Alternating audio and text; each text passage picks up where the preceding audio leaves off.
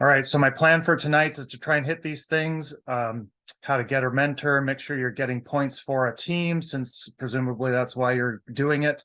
You know, what to look like, what to bring, how to handle your first U8 match, as well as your first AR as a U10, which is probably the two candidate assignments that you're considering, how to deal with game cards, because in either one of those roles, you're going to have the game cards in your hands. Show you the website real fast and the cheat sheets that I recommend you kind of print out or have handy. If we have time, I'm going to cover a little bit more of like the build outline and offside, since you're doing an AR position. That's going to be your main focus that the referee is looking for your assistance on. And then I threw together some 10 fun multiple choice quiz questions that we can try and play a game at the end with if we got time. So how to request a mentor when you're signing up for the game. You're typically going to be, picking center or AR1 down here at the bottom.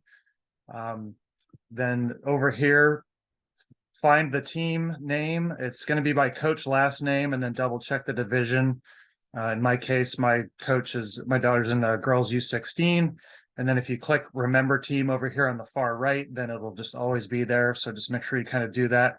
If you forgot, what the RRA told everyone last night at the kickoff is to actually kind of go in, drop the game, and then re-sign up, but put the credit, team. Just do that, within a minute, and I'm sure you'll get the same spot. So that is the deal. As far as mentors, I keep an eye on requests. Ideally, the requests come in early because sometimes it is a challenge, particularly this week. We're kind of struggling. There's a lot of upper division games, and a lot of our mentors are, higher certified refs. And so we've got a lot of U16s, more than I've ever seen before this weekend, that we don't yet have coverage for. So I'll do my best. If it comes down to it and like somebody has an opening and I want you to like move your time, I may ask if you can do that. And if not, I'll try to tell you by Thursday. I've done everything I can. If you really feel like you've got to drop the match because you just feel so uncomfortable, you can do so. But honestly, I hate to say, back in my day, we didn't have any of this. You kind of just had to learn, and we're all going to make mistakes. So just try not to be paranoid. But the whole purpose of this thing is just to try and answer everybody's last minute questions and get you set for success, because whatever you do remember from the class, and I'm sure it's kind of like a ton being thrown at you, you may not have really captured kind of, what are the pragmatics of like getting the game started and stuff, because a lot of the class is all about the laws. Try to look professional. I have been told, actually, it was said last night by the commissioner, that if he sees people that are like, socks rolled down to their shoes and their jerseys untucked, that you will not get credit for your referee job. He wants us to look professional. So, you can definitely wear black hats. Black hat, if you got it, is preferred over like gray or some other color. Ideally, you don't have sunglasses on so that you can look kids in the eye and they can see you. It's more personable. If you're the center referee, hopefully you can, buy a cheap digital watch on Amazon for $20. Cell phones really bounce around a lot in your shorts, and holding it is kind of a drag. So anyway, I think that's about all I got to say on this slide. Oops, those are all out of order. I did that. Sorry about that. Okay, so yeah, actually we're gonna hop to refereeing now, or the cheat sheets. And so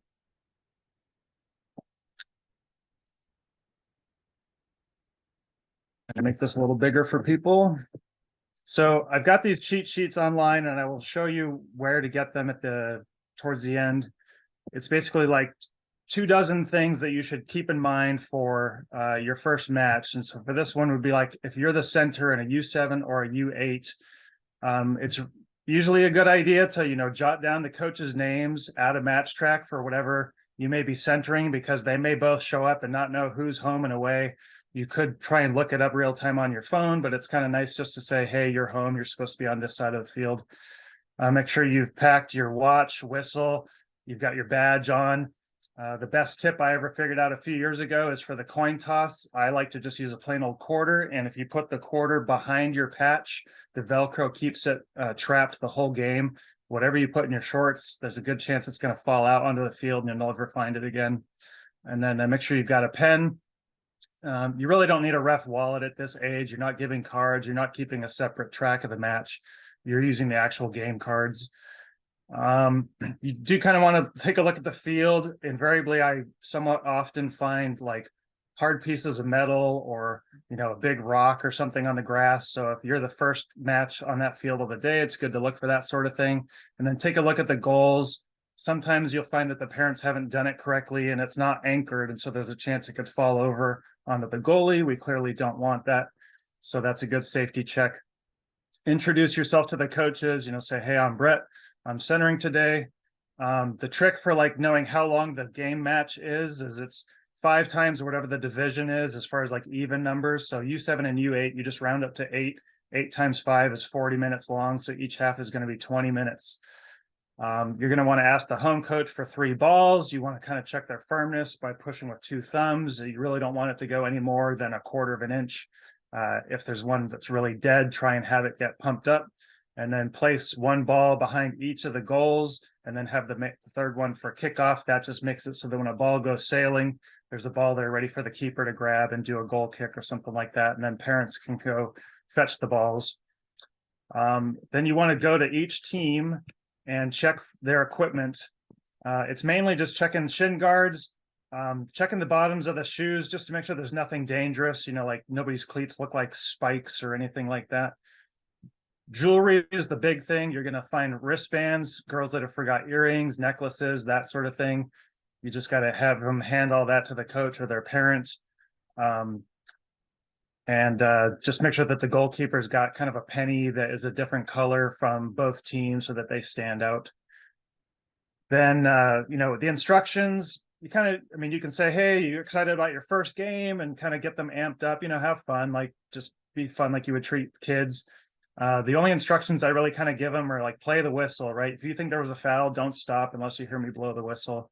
I will warn that like U7 kids can be pretty excited and like you may have to be like dee when the ball has rolled out of bounds because they are not going to know that line. They're just going to keep playing and it takes a while for them to get used to hearing whistles and knowing to stop, and the first game could be a little crazy like that.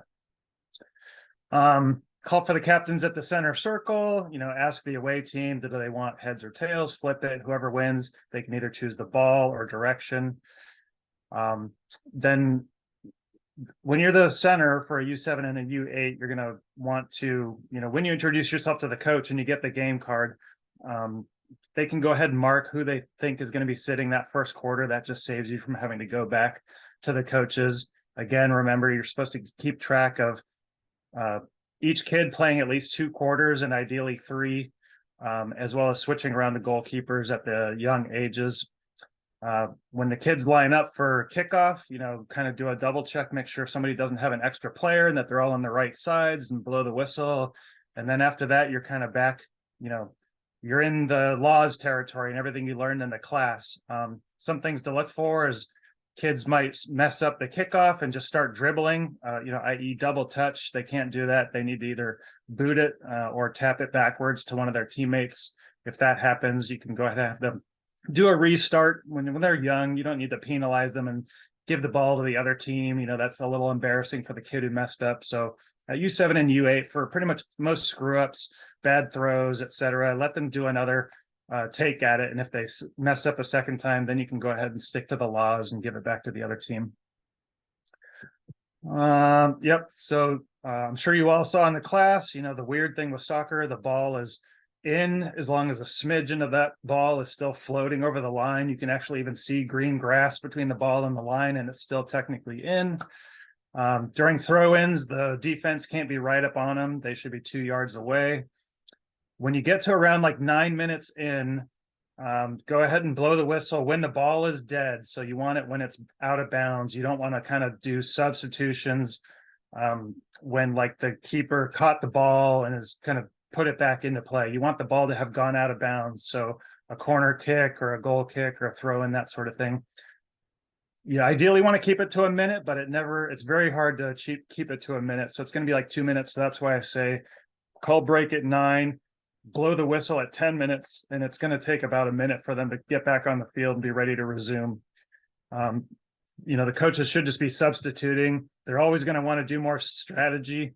and that sort of thing at those quarter breaks, but that's really not what it's for. Like I said, you got to figure out who left. So you may have to run to both sidelines and figure out who's now sitting and who came in, so you can mark the cards appropriately. You don't really have to keep score per se because there's no records at U7 and 8, but if you see clearly number 6 scored, go ahead and mark it. If you don't know who scored, just pick a random player and mark a slash mark there. I'm not sure how well they covered it in the class or not, but whistling, like you really only need to whistle when you need to whistle, right? So if the ball goes out and the kids realize it's out, then you don't need to blow the whistle. But if they keep playing, then you need to stop them. There's no reason to blow a whistle on goals unless people are still playing for whatever reason. So just try to be judicious, not whistling all the time. And verbal is very key. At U7 and U8, you're kind of educating them. They're not going to know what a goal kick symbol means or throw in even this way. And they really probably aren't even looking at you, right? So it's good to mimic what you're signaling with your arms by saying red throw or blue corner kick. And that'll help keep the game going and have less dead time where kids are just standing around not knowing what to do and they're not looking at your hand signals. Kids are going to fall, at this little age, they're going to be on their bums a lot, and it's not going to have been from a foul. So just make it clear to the kids and the parents, keep going, get up, go, as long as you didn't think it was a foul. Just to reiterate, at U8, like the referee, it's really more about just orchestrating the game, like calling fouls and stuff is super duper simple because there's only one thing. It's a foul and it's a direct free kick. There's no penalties, there's no indirect or any of that stuff, no offside. So it's pretty much Wild West. Like I said, kids are going to be on their bums, but if somebody like football checks or pushes or trips and you think it was a foul, go ahead and blow the whistle and then just say blue kick and get back on.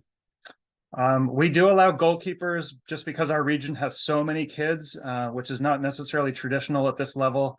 Let them do normal goalkeeper stuff. Again, do not penalize them for screwing up, tell them what they're doing wrong, let them redo it, that sort of thing. If they put the ball down and pick it back up, you can just say, hey, next time, you can't do that. Let's get back going. There's no punting. And also make sure that like nobody's circumventing that intent of punting. Like that also includes drop kicks, like dropping the ball, having it hit the ground, bounce up, and then booting it. That's just as advantageous as punting. So all the stuff you learned about the PDI, Player Development Initiative, holds true at this level as well as the U10s. So kids want to be backing up away from the keeper and that sort of thing, behind the build-out line. And I already covered the last one there about any foul being a direct free kick at this age level. So it keeps it pretty simple. Is that my last one? I got a few more. Yeah, so keep parents and coaches away from being behind the goals. We don't want them distracting their keeper. Like they think they're helping, but if the kid like turns around, there's a chance he's going to get hurt by either the ball or a player. So if somebody wants to take pictures and they're really kind of being quiet and stuff, then okay. But if they start, talking and getting involved in the game, we don't want that. Politely ask them. Coaches should never enter the field. Again, you may have new coaches at the younger age levels. So the rule of the thumb is you can check on the kid. We don't want parents rushing on. We don't really even want the coach rushing on. Check on the kid. They're maybe crying, but they're probably okay. Give them, 30 seconds and then just say, hey, do you want to come out of the game or do you want to stay in?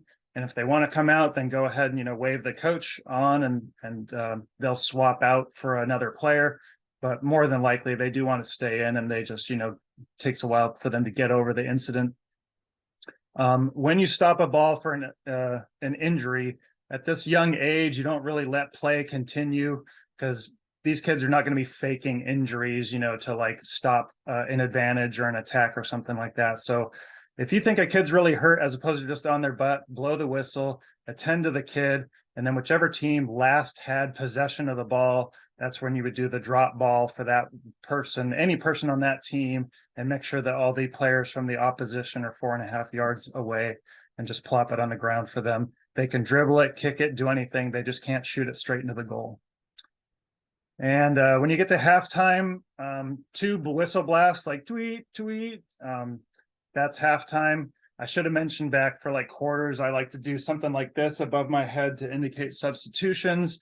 And then at the very end of the game, it's kind of three whistle blasts. You can get creative if you want. It doesn't have to be three long of the same. Some people have some fun triple whistles. And halftime should be 5 or 10 minutes. Ideally 5. If it's not blazing hot, you can go closer to 10 if it's pretty blazing out there. So I haven't seen anybody in the chat, but ask or anything just yet. But if you have a question, go ahead and like unmute or shoot me something in the chat before I move on to being an assistant referee. And if not, we can do some open Q&A towards the end. Okay, hopefully that was helpful. So now with regard to being an AR, which more of you may be doing, pretty similar, except you're going to like follow the lead of the center referee. You may want to ask them questions about like, they're going to give you a pregame chat of like, hey, I want your number one roles to be looking for offside. If one of you has a watch, could you please like start and stop it to make sure in case I zone out, kind of help me make sure that I stop the game on time and that sort of thing. You are going to be kind of the liaison to a particular coach because you're going to be on their touch line. You're now only going to have one game card as opposed to when you're the center for a U8, you'd be holding both of them. So you may have a coach that wants to fill out all their substitutions before the game even starts. It'll have X's all over the place. That's fine. You just want to make sure that you don't just ignore it, right? It's possible that they fill it out and whoever they said is going to be sitting in the second quarter doesn't sit the second quarter, and you don't want some parent getting upset that their kid didn't get the playing time they really should just because you kind of trusted the coach. So do stay on top of it, but having it pre-filled out does at least save you from having to go get that markup. When you're the assistant referee, your job is to assist. I mean, it's in the title, right? But sometimes assistant referees insist. We do not want you to like, if the ball goes out of bounds and you thought it was to the right and the ref's signaling to the left, we don't want you to get all angry and whip your flag or, hey, ref, I saw it this way. The ref's in charge. They're totally entitled to disagreeing with any of your decisions, be it offside, throw-in, etc. So please look like a team and not doing stuff that's contradictory to each other. On throw-ins and things, like it's usually a good idea to have in mind who you think the ball should go in on. I will say that even though I've been doing this almost 10 years, I still the entire time, whether I'm center or AR, have to kind of talk in my head saying green to the right, green to the right, green to the right, because otherwise it's just very hard for me to do the instinctual raise the correct arm with the flag when the ball goes out. So you'll have to come up with your own system or follow something like that. Again, the ref should tell you, but I'm telling you now, your number one role as an AR is basically offside because you've got the best view in the house for that, assuming you're doing your job and staying in the right position. And that position is either, going to the no further to the left than the halfway line. And then when the ball or players start coming to past that halfway line, you're staying with either the second to last defender or the ball, whichever one is closest to the goal.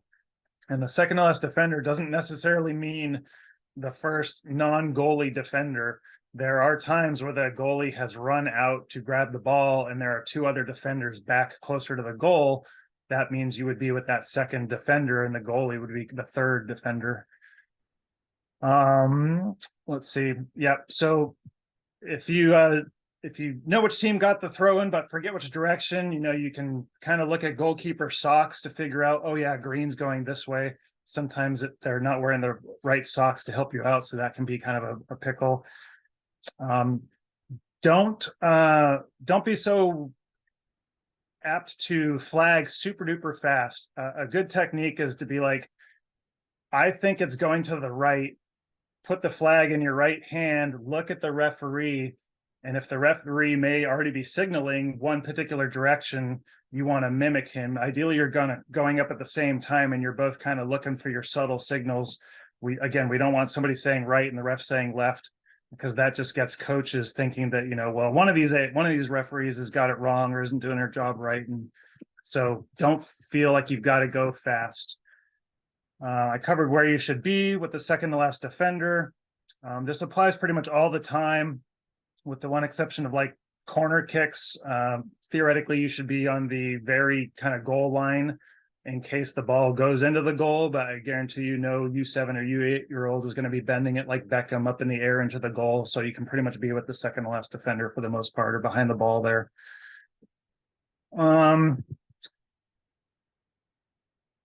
Yeah, so running after the ball, like theoretically, like I said, you should always be with the ball or the second to last defender. If somebody kicks the ball and it's going to be going out clearly for a goal kick, I'm not going to make you like tire yourself out and chase down the ball. But theoretically, you'd want to ideally give your goal kick signal, holding your flag straight out, or a corner flag signal pointing down into the right, somewhere in proximity to the corner, right? Like we don't want you way up near halfway, like indicating a goal kick, because then it's lazy and kind of shows that you weren't really in a good position should something had happened down there. So do your best to kind of at least be within, 10 yards of the goal line. Quick cover the flags again. So where you're going to be, most referees are going to be running the standard diagonal, which means the goal is always going to be on your right side. And again, for these U10 games, you're only going to be running between the blue line, the build-out line. I said halfway earlier, but that's actually for older divisions. You only have to run between the blue line and the goal line. So there's really not much running. So that can be nice. Like I said, goal kick is straight out, corner kicks down and towards the flag. If you do want to speak to the referee, hold it kind of at your chest down like the little cartoon says there. That's a pretty ubiquitous signal that people know. Throw-ins are different directions. On offside, and hopefully we'll get to offside later, you hold your flag straight up and hold it there until the ref blows their whistle and kind of looks at you. Don't feel like you've got to go up and then immediately like show, how far in the field it was. You just stand there, and sometimes the refs are going to be zoning out, and so I call it the Statue of Liberty. You may be there for like 20 seconds and play still happening, and the ref hasn't seen you. Feel free to yell, ref, ref, to try and get their attention. If the defense gets the ball and they start bringing it the other way, well, then the offside kind of has lost its benefit if you awarded it then. So go ahead and bring your flag down, but otherwise, do try and get the ref's attention subtly. And the last three cartoons there kind of show, whether the ball was close to you, middle of the field, or far away afterward. And then stand there like that and help the kids, line up to where they should be. And then put your flag down and get back where the second to last defender is. Theoretically, the flag should be in your left hand most of the time, which is closer to the referee, but nearly every signal is with your right hand. Except if you're awarding a throw in one direction or a foul in that direction. So if you just are worried about dropping the flag and stuff, you can start with just holding the flag in your right hand all the time. But just know that by the book, you want to get to a point where you can hold it in the left and then switch hands as required. So back to the rest of the stuff. When you're not signaling, carry the flag as down as you can and unfurled. Some people kind of have it curled up, around the stick, if you will. Technically, your flag shouldn't be like up furled like that or rolled up unless you are kind of declaring to the center ref that you're not ready. So I'll roll my flag if I'm doing paperwork or whatever, grabbing a drink. And then when I get on station, then I'll pull my flag open and have it hanging down. And that's how they know that I'm ready to go. Of course, a thumbs up may also be something they look for. Try not to like signal while you're running or walking. Just, again, it's not about instantaneousness. You saw something, stop, then signal. We don't want you looking like you're kind of running, with the flag pointing out or something like that. And I talked about, holding the offside up, and then after he blows the whistle, indicating the right way. Now, if a ball is like rolling right on the line and the players think it's still in, but it did go out to the point that you think it really was out, but they keep playing it, if all you do is point the direction, that's not really as obvious and the ref may miss it. So if it barely went out of bounds, but you swear it went out of bounds, do sort of just like offside, hold that flag straight up, he'll blow the whistle, then you can roll your arm down to say which direction. So you guys can look at, these again after. I will show you the details. I don't need to linger on it. And then we're going to cover game cards next, because that is, again, something everybody is going to have to do in this upcoming. So any questions on AR, aside from, I can cover some more questions on offside later. Yes, you've got the full rule set in U10, but that's really for the center referee to, have to know what to do.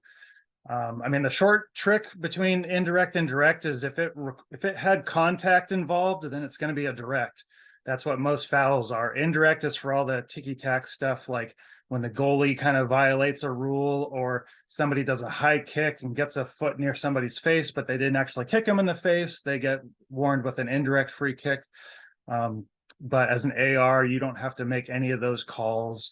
I mean, as you go up to higher divisions, referees will, say, hey, if you see something in your area and close to you and you think I didn't see it, you are entitled to call a foul. But when you're first starting off, it's pretty much all the center's responsibility. So back to my trick about game time, 5 times the division. So if U8 is 5 times 8 in 40 minutes, then a U10 game is 5 times 10. So 50 minutes. So each half is going to be 25. And then again, kind of that 2-minute rule for substitutions. I would start at around 12 or 11. Again, you kind of have to decide, am I going to get lucky and the ball's going to go out of bounds at some point here, so that I can put the break as close as I can to 12.5 minutes. Right. Handballs a direct kick? Yes, handballs are direct kicks. So even though that's not like a foul, it's a person touching a ball, and yes, that's considered a direct kick. The real intent of a handball is somebody interfering with play by blocking the ball, and that's why it's a penalty kick if it's in the penalty area at U10 and all that. But most of the time, the kids are not really doing it that deliberately, but you need to make the call. And again, this is really a center referee's call, and I can cover this in later Zoom sessions, but make sure that if the kids are protecting themselves, be it boys or girls, protecting their face, their chest, whatever, as long as their hands are within the outline of their body, that's fine. Now, if their arms are out like this and making themselves bigger, or above their head and making themselves bigger, and the ball hits that hand, well, if their hands weren't there, the ball would have kept going and maybe gotten in the goal. So if it hit their hands like that, that's a handball. But anything in here pretty much shouldn't be a handball unless they do something weird, like, catch the ball and drop it at their feet. That was like hybrid of protection, but then also stealing the ball. That would also have to be punished. Okay, so game cards. So this is what they should look like. Odds are they're going to be handwritten for a while, although ideally we want to get them printed. That helps. Ideally, they're in numerical order, but that may also not be the case. Double check up here for sure, right? It's really going to hurt the people that have to enter all this stuff into MatchTrak at the end of the day if this information's missing. So the team, the date, the time, and then your job as AR is going to be, again, getting this first column and writing down the X's of who is going to be sitting out. If they are absent, you can put the A's, or if they say, this A would be like the kid's late. If they say there's no way they're showing up, they're sick, they told me they're not going to be here, you can just put a line through the whole row. So I use X's for substitutes, G for goalie, and then you can put an I for injury. Again, like the kid who plays, like, say, starts the game 1 minute and 1 minute later into the game gets hurt and they sit out, well, they still get credit for having played that quarter, and you don't do anything for the new kid who comes and plays in that person's place. So just deal with whatever the situation was at the beginning of the quarter. Additional game details here on the back are important. I don't know if anybody's on cell phones, so I'll try to make this a little larger for people to see. That's not working. All right. So the field, the time, nobody cares about the weather. Fill it in if you want. Make sure you don't forget the halftime score and put who it was in favor of, as well as who won. Then everybody just print your name here. Okay, the referee and the 2 ARs. You only have to do this upper portion, and you want to print it so that it's legible. Only if there's an issue, which I cannot imagine at U8. And at U10, the referee will kind of help you fill this out after the word if there was really like a issue. But even at U10, like there's really hardly any cautions. There shouldn't be yellow cards or red cards or anything at U10 or U8. So the only reason you might have this filled out is if some kid, got super concussed or to the point where there was a real medical issue, and then the region would want you to capture those sort of medical details to help with like us working with the parents on insurance and stuff like that. Any questions on how to deal with a game card? Yes, I have a question. Go ahead. So for example, for Patty Jones, number 2, she did not play the first quarter. Yep. First part, and then she played the rest of the game. Is that Yep. Is that what that says? That's what that means, yes. And Okay. This game card is legal and compliant. The issue, like the main thing is you can have kids that play 2 quarters and you can have kids that play 3 quarters. What you should prevent is somebody playing 4 quarters when another kid only played 2. So if you have some kid who's going to have a second X, you better scour the rest of the players and make sure that, that has to happen. So like, and that for some example, person's not getting 0 X's. Okay, like Rose Doe, number 10, she played 3 quarters, right? She was a goalie. She played Yep. the second quarter. That's right. She came out the third and then came back in the fourth. Right. Now, this person, number 9, you might say, well, they only played 2 quarters because they showed up late and then they played and then they were goalie and then they sat out. Well, if you're not here for that first quarter, that doesn't mean you get to play 3 quarters in a row. So that is still legal for that Francis Green to have only played 2. Okay. Thank you. Yep. All right. Where are we now? Okay. Game cards. All right. Website. So let's see here. I actually can't see my tabs. Am I still showing? Does everybody see my ugly photo?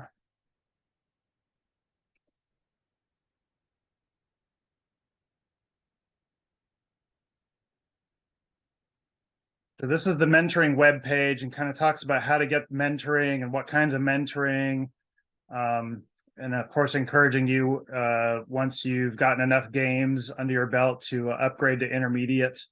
I think I did it around 30 games or something like that, and then sat at intermediate for a really, really long time. And then last year, finally went ahead and just decided I should become advanced since I wanted to do this mentoring.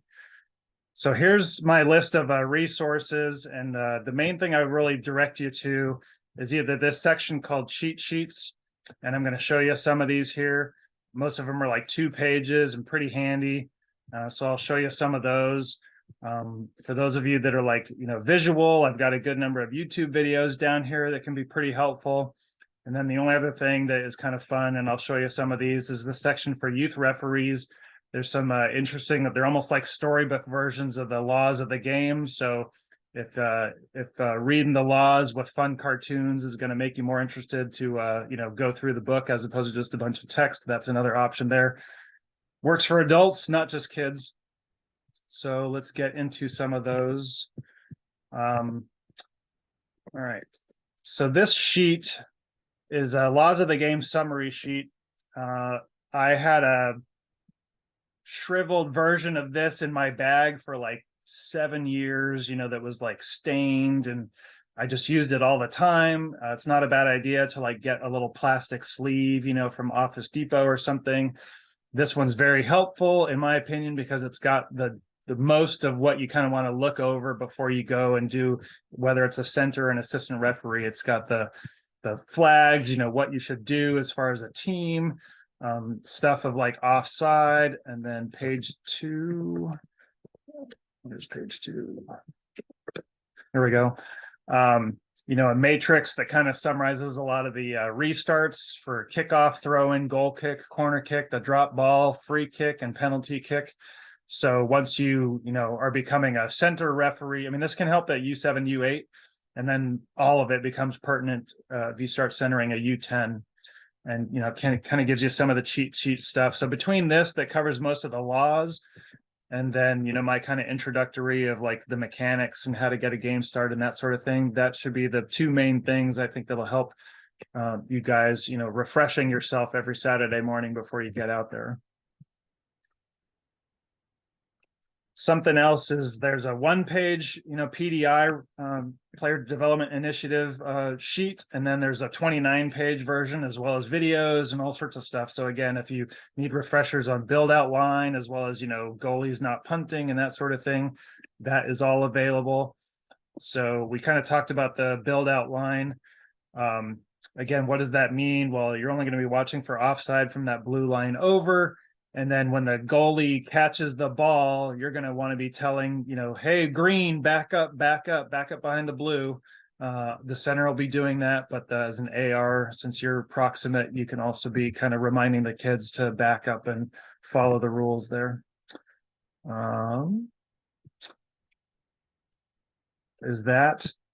I talked about some of the fun documents that are under youth.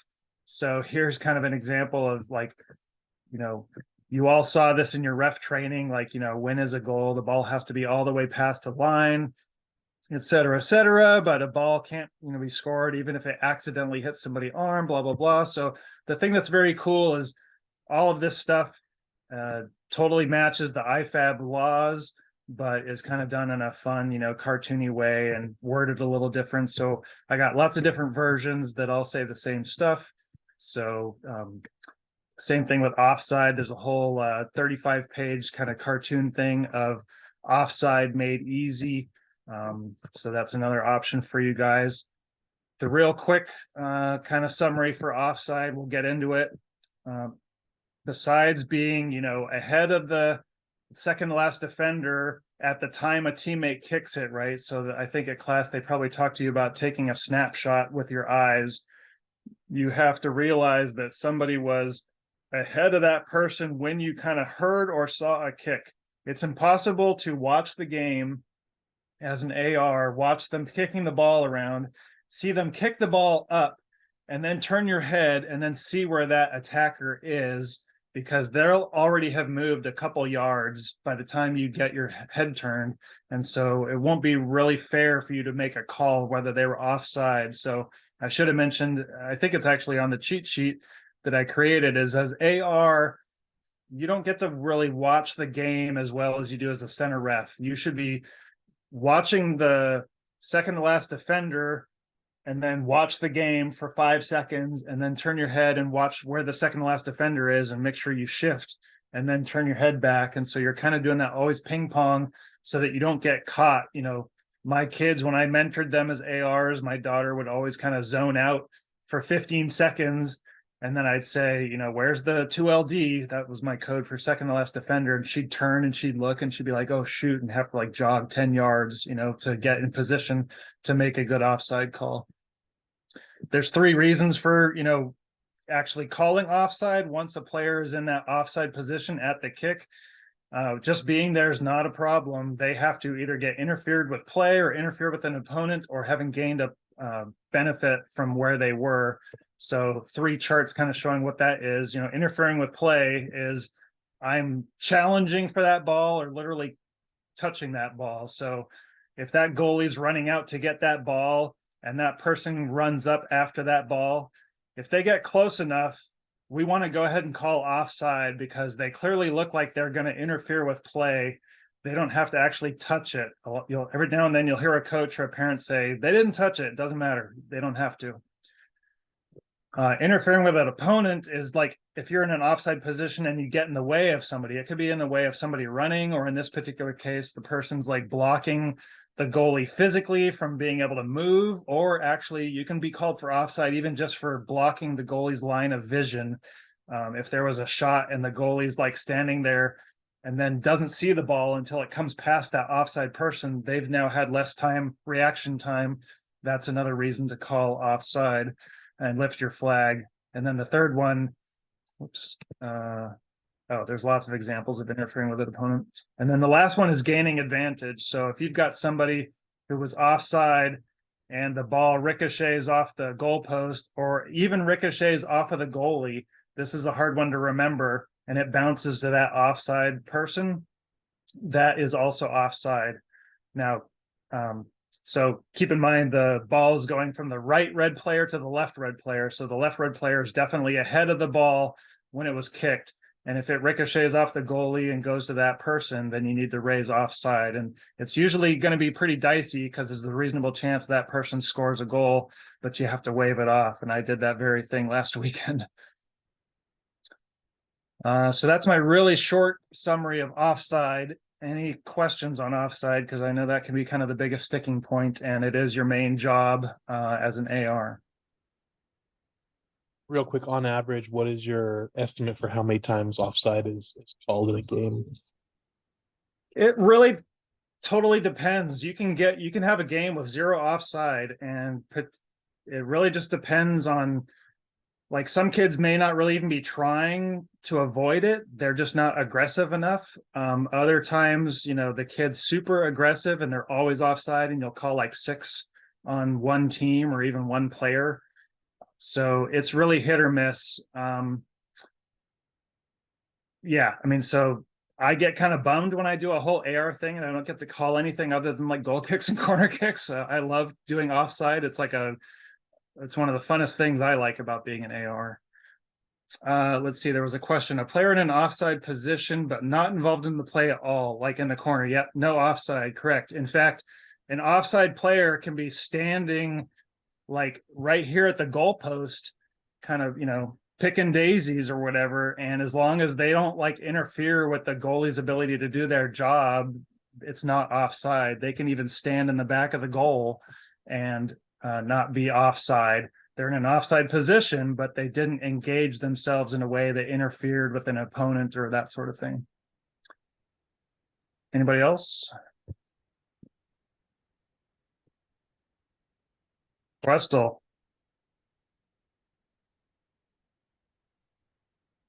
Trying to ask a question. Oh, he's answering. Breaking the rules, Questel. What is the call for an offside? Switch the flag to your right hand, hold it straight up, wait until the referee notices, you know, say, hey, ref. If they don't see it, they'll blow the whistle because they see you with your flag up. And then once the ball whistle's been blown, go ahead and lower your flag out in front of you to show how far away from you in the field the restart should be.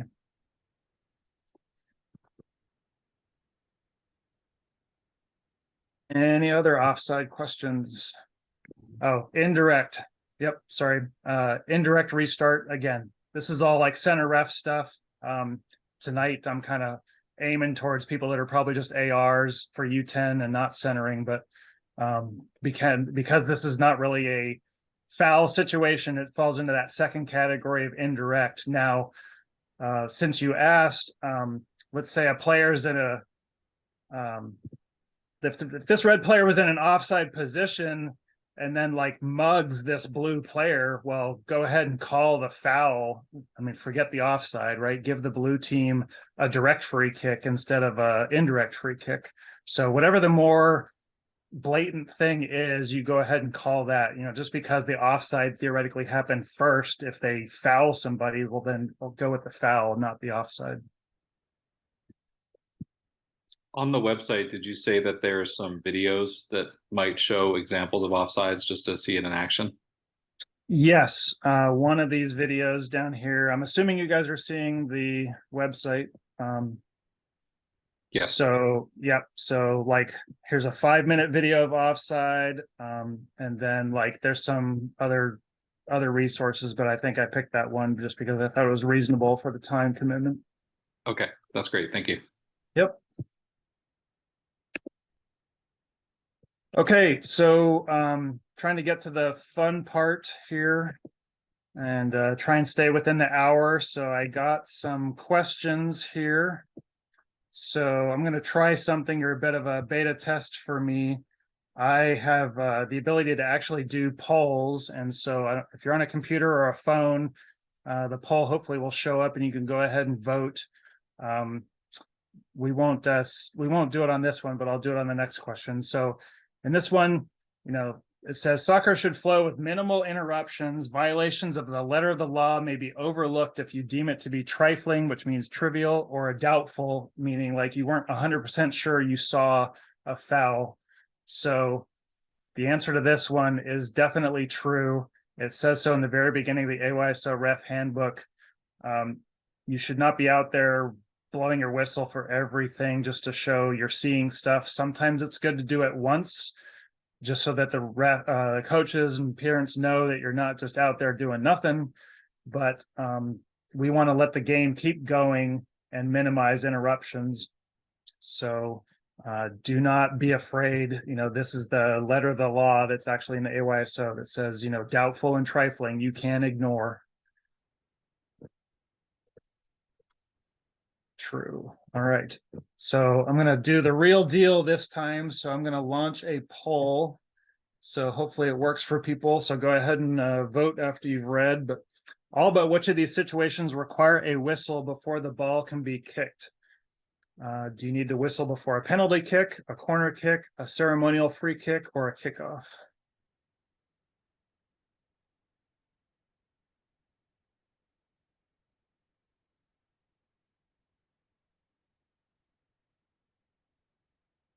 It's like we are pretty diverse on this one. So you definitely need to blow the whistle before a penalty kick. You definitely need to blow the whistle before a kickoff. A ceremonial free kick is when players have, not stood 10 yards away and you need to tell them to back off. The first thing you should say is like, all right, wait for my whistle. You guys are, not giving him the right distance. And once you make them back up, then you do have to use the whistle to bring that back. So corner kick is the one example here that you never need to blow the whistle. They are allowed to take that whenever they darn well please, even if people are within 10 yards there, because really you're not that's not one of the responsibilities you ever have to do, is to pull people away for a corner kick. I mean, you may have to interject, but those almost always never are ceremonial. So the true answer here should be B. I don't know what's going on with my mouse. Oh, I'm on the wrong screen. That's not it. Okay, any questions on that one?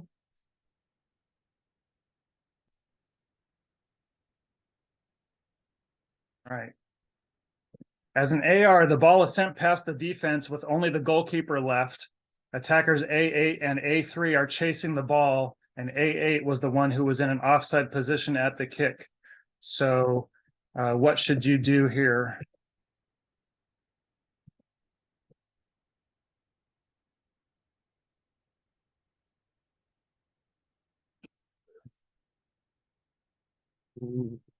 I'll just go ahead and oops. All right, it's up now. Sorry about that.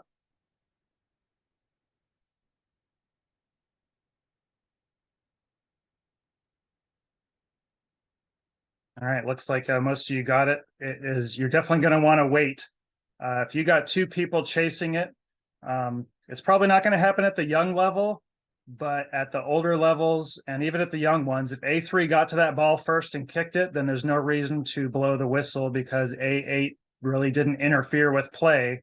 If they do get close enough to somebody to have now started to interfere with that opponent, then yes, but you do want to wait. So sometimes it can be a little hard to not be trigger happy on flag and offside. So that's one of the things you want to look out for. So good job answering there. The answer is B. Could I ask one question on that? You may. if there's one defender chasing them, and he starts chasing the player that was in an offside position, would they then deem to be interfering with play because the defender picked the wrong one? He was concentrating on the wrong player. Yeah, those are awkward. And what I've been told is like, yeah, let's say there's two attackers going on a goalie, and the attacker with the ball is fine. The other attacker is in an offside position. Like if the goalie thinks that the ball is going to be sent to that offside attacker, but that person with the ball just shoots, that is technically the fault of the goalkeeper. So I think the answer to your question is no. Like it has to be deliberate. You know, I am close enough to be trying to get the ball, get my foot on the ball. Just kind of distracting or luring somebody off is not reason enough to count as interfering. Okay, thank you. Yep, sure. Okay, I covered this one earlier, so hopefully everybody will get this one. The right or goal side hand is to be used for all AR flag signals except for which of the following?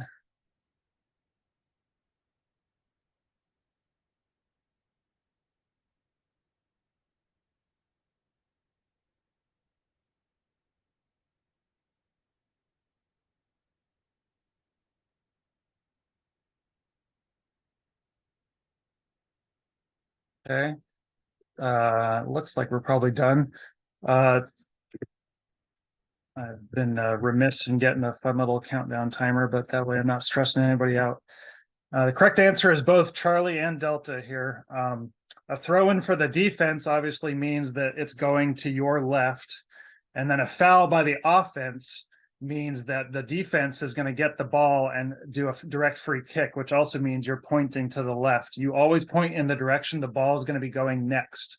And so those are the two instances where you're actually going to be using your left hand. Everything else is going to be with your right. Goal kick, corner kick, fouls and throw-ins for the other direction. Does that make sense? I have a question. So with the before you would obviously point in the direction for a foul, you would raise straight up, right? And then wait for the the center to. You're right, and I'm talking right. So you guys probably Okay. aren't going to be having to call fouls too much, but you're right. The true procedure would be if there's a foul right in front of me and there was enough people that I think the ref didn't see, and I'm like, I'm calling this foul. I'd lift my flag straight up and I would wiggle it because that denotes that it's a foul as opposed to just offside. The ref's going to blow the whistle, and then I'm going to point in the direction. Yep, you're right. Okay. Yeah. Okay. I understand. Yeah. I actually saw that last week, but the center caught it at the same time as the AR. So the AR Right. just put her flag down. Okay. Okay. Thank you. All right. I got to restart this. As an AR, you see who kicked the ball out across your touchline, but you are twice as far as the referee from the spot where the throw-in should be. So what should you do?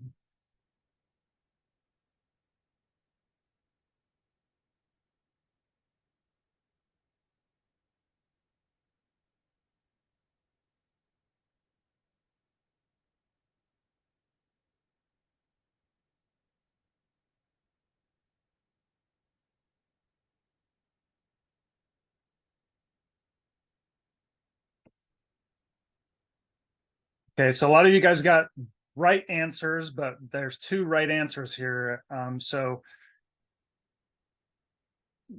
Whether the ref looks at you or not, if the ref is confident, like the ball's way at the other end of the field, they're going to be like, I saw it go out. I know it's going this way, and they're going to signal. You as an AR aren't necessarily off the hook. You should go ahead and mimic what they do so that everybody sees it, because sometimes the coaches or parents or whatever are looking at you and not the AR. If the center, doesn't signal and definitely looks at you, then they're like, shoot, even though I was closer, I didn't have a good view of it, and they want you to definitely tell you.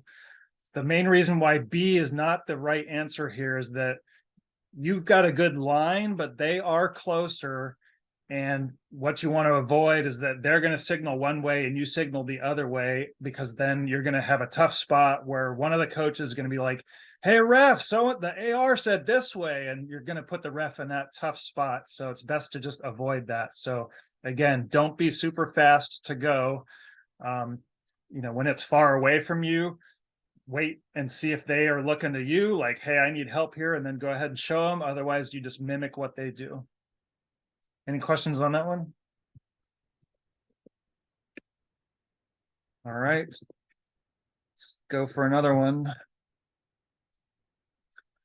As an AR, the ball crosses the touchline and you raise your flag in your right arm, just like you were supposed to. Then you realize the other hand is needed to indicate a throw in for the defense. So you lifted your flag in the right arm, but then you're like, shoot, it's a throw in for the defense, which means I'm supposed to point my flag to the left.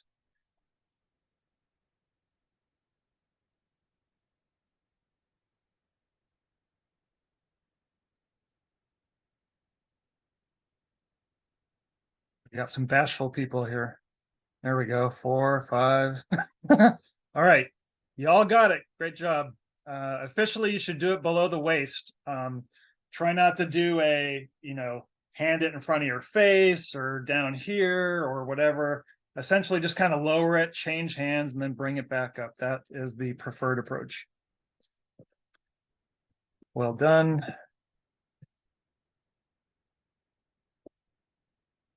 Right. Relaunch. As an AR, when signaling the direction for a throw-in, which factor is the least important? Oh, I'm kind of beating this into you guys, so.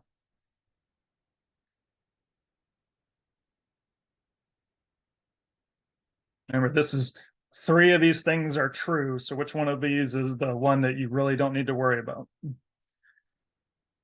Yep, looks like most of you got it. A, right? Speed is not important. So look for eye contact from the referee and look if they're giving you like a discrete signal. So what that might mean is they might do like one of these things where they've got their hand down by their hip to give you a hint of which way they want to indicate.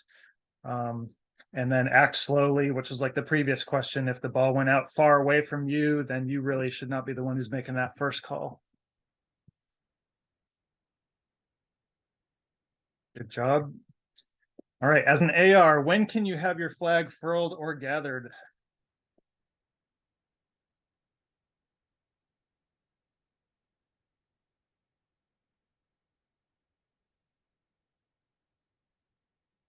Hey, you guys were paying attention earlier.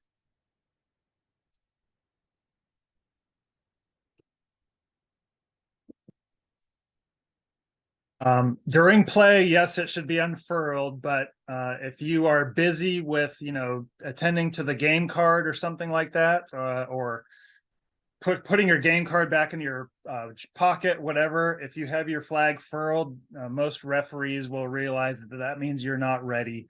But yes, again, don't kind of have it rolled up or gathered up around the stick while play is going on. I will say I have tripped on my flag once or twice, so B has some merit to it. But if you've got a flag that's extra long, just do your best to kind of choke up on the handle to avoid that.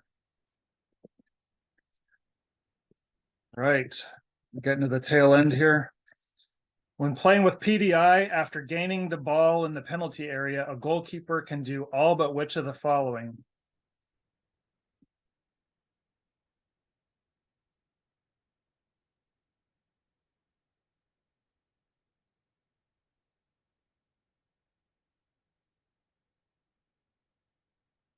Yep, okay. So good job, everybody. B is the answer. That's sort of like a punt. They can put the ball on the ground and kick it, but as soon as they put it on the ground, the defense can come rushing in, or rather the attackers. They can roll the ball to a teammate with their arms. That's fine, as well as throwing. All right, last question here. When may the referee, if you're the main referee, so this is probably pertinent to all you U7 and U8ers, when may the referee change a decision or call?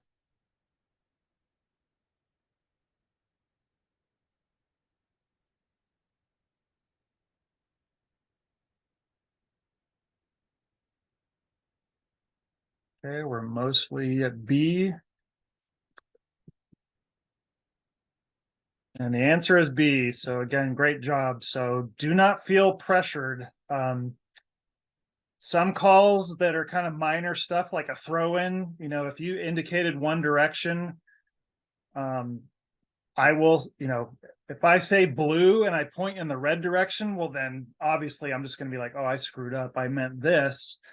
I'll make that self-correction. Some calls you may just want to commit to and stay with, but realize that that can be a mixed bag. Sometimes you'll sell it, and other times that can kind of ruin it, you know, of how the coaches interpret you. So do not feel bad about reversing a call, you know, especially we don't want you feeling guilty about having made the wrong call that you knew was wrong just because you were scared to undo it. As long as you didn't do that next thing, like a kick or whatever, you can go ahead and undo it. So with that, that was kind of my, you know, get off the stage and to tell you, do not feel, you know, worried about making mistakes. We all do. I still do, even like 9 years into doing this.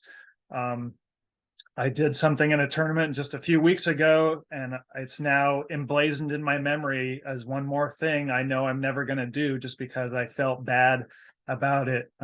It's just one of those things you just got to file away and move on. And that's the only way you're going to get better. So if you are out here trying to, you know, aim to be perfect, that's going to be a pretty tall order. And I would not beat yourself up over that. It's a good training exercise to just learn how to get past things. So with that, thanks for attending. Whoops.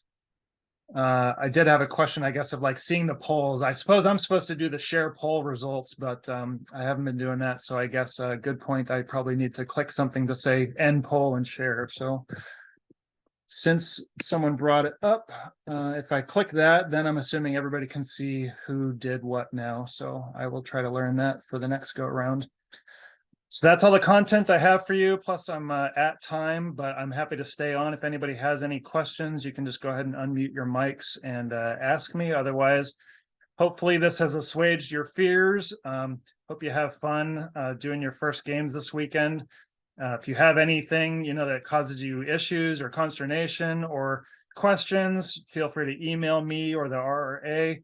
We want to make sure that, you know, you are encouraged to get back out there, and we will give you that positive affirmation if you need it. So again, thanks. And anybody who wants any questions answered, go ahead and shoot. Otherwise, have a good night. I have a quick question. I didn't attend the Shakey's night when you pick up the uniform, the ref uniform. I have a game on Saturday morning. Do I just show up at the 10? So email, you know, the RRA, AYSO114RRA@gmail.com. Typically they will do like a Friday night pickup. So that would be tomorrow night would be an opportunity where they would be at the container. Saturday just gets too crazy. She might be doing one. So just to make sure that you can get that taken care of, shoot her an email and see if she's doing something Friday night or, you know, crack of dawn Saturday. Okay, sounds good. Thank you. Yep. Yeah, every handout is on the website. So back here, I mean, there's just gobs and gobs of stuff that I've put here, but you know, it goes from here's how you order your paper copy of the rules. Here's the short cheat sheet stuff. Here's the longer things, you know, going up to 200 pages if you want to really read the laws of the game online. Here's the cartoon versions. Here's some other shorter references. Then the videos are down bottom, and then some other fun stuff like the phone app is a pretty good handy thing to have online. And then if you do Twitter, subscribing to IFAB is fun because they kind of do quizzes every now and then. Let's see. Yes, so the handouts as an AR, do we fill out the card for the side we're on, or is that done by the center? So yeah, when you're an AR, you're going to own that card for the side you're on. The center ref is going to have their own kind of ref wallet, an unofficial sheet of paper that they'll be keeping track of goals and whatever else. And then at the end, you're all going to compare notes. You'll say, hey, I had 2-1 for Long Beach. And the center ref will say, yep, I had the same thing. So you keep the cards, whether you're the AR or at U8, you're going to have both. As a follow-up to that, do we just work with a coach to fill it out? So we know the players' names and their numbers? I mean, it better be filled out ahead of time. Like I said, it's probably going to be handwritten for the first couple of weeks, but they better have all the players' names because you're going to want to, when you line them up, you're going to see who's missing, so you can mark and say like, hey, I don't see number 9. And then they'll be like, oh yeah, they're sick, they're not going to be here the whole game. So you could just strike a line through the whole thing, or write 4 A's, whatever. And then again, it doesn't matter whether that's all pre-filled out with X's, but don't trust it at each quarter substitution break. Do a double check to make sure that if if 6 and 9 were supposed to be sitting, that 6 and 9 is sitting. You don't necessarily have to ask the coach. You can just be sneaky and kind of walk behind the bench area and see what their numbers are, and then just go back to your spot. And that way you don't have to bother the coach.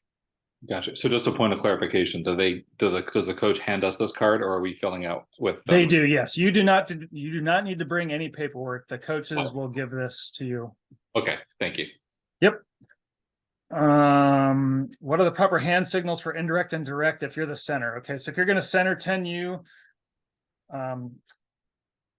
you're going to blow the whistle for a foul or for whatever it is. So if it's a offside, you're going to see the ref or the AR stick their flag straight up. You blow the whistle. They're going to then show you where it was on the field, so you'll know it's offside. So then you'll point in the direction that the kick is going to go. So it's obviously for the team that didn't just do the offside. That way people know who gets the ball. And then when they're getting ready to kick it, the way you indicate an indirect kick is you hold your arm straight up. It doesn't really matter which one. And you only need to hold it up as long as you are convinced that that ball is not going to go straight into the goal. So it doesn't necessarily have to just touch another player on the field. If it touches another player, then obviously you're done.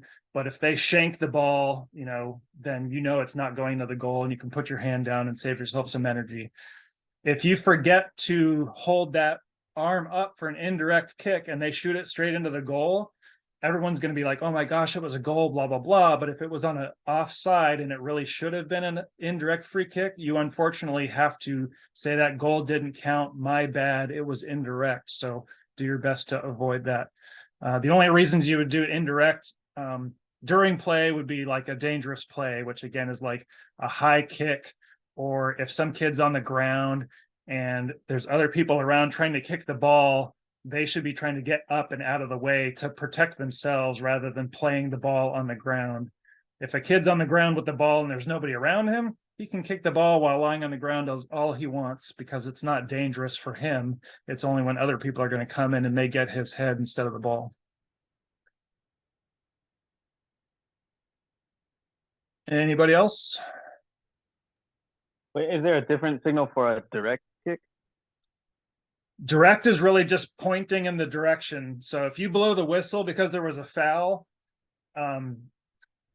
so if green fouled red, you're going to blow the whistle and then you're going to point in the direction that red is trying to score. That's how you indicate where. And it's just a 45 degree. It really doesn't look much different than a throw in. It's just kind of obvious that, all you're saying is the whistle indicates they're a foul, and I'm saying who gets the ball next by pointing in the direction they were going. Got it. Thank you. Yep.